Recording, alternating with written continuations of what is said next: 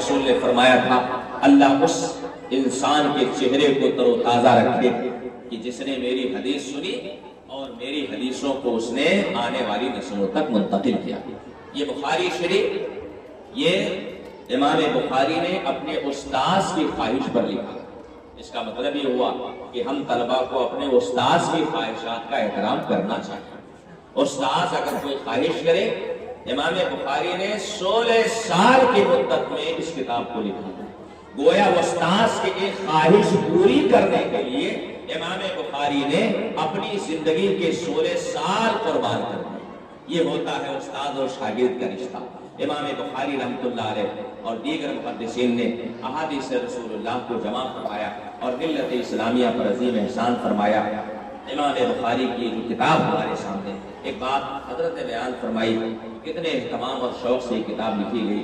میں بھی ایک بات کا اضافہ کر دوں کہ اب تک ہم نے جو کتابیں پڑھی ہیں، چاہے وہ ہدایہ شریف ہو، چاہے وہ مشکات شریف ہو، اور چاہے وہ شرح وقایہ شریف ہو، جتنی بھی کتابیں ہم نے اب تک پڑھی ہیں، ہماری بچیوں نے پڑھی ہیں، وہ ساری کتابیں وہ اپنے اپنے مصنفین کی طرف منسوب ہوتی ہیں۔ جتنی کتابیں، ساری کتابیں، ہدایہ یہ صاحب ہدایہ علامہ برہان الدین مرغینانی کی کتاب، اسی طرح سے شرح وقایہ حضور صدر الشریعہ جو اپنے دور کے تھے ان کی کتابیں، آپ ساری کتابوں کو دیکھ لیں، وہ کسی اور کی کتاب ہوگی، مگر الحمدللہ اللہ کا شکر اور احسان ہے یہ کتاب جو ہمارے سامنے کھلی ہے۔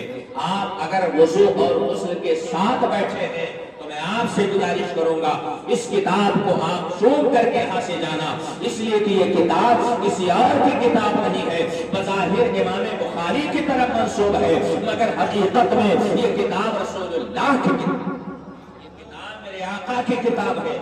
کون نہیں جانتا ہے امام ابو زید مروزی کو؟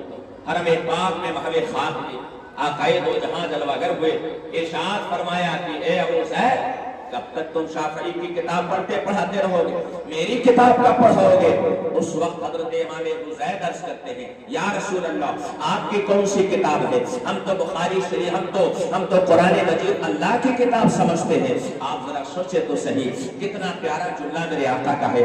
آقا کریم ارشاد فرماتے ہیں اے ابو زید کیا تجھے نہیں پتا ہے محمد ابن اسماعیل ابن ابراہیم کی جو صحیح بخاری ہے وہ کسی اور کی کتاب نہیں ہے بلکہ وہ میری کتاب ہے، ہر جفا ہر ستم گوارا ہے، اتنا کہہ دے کہ تو ہمارا۔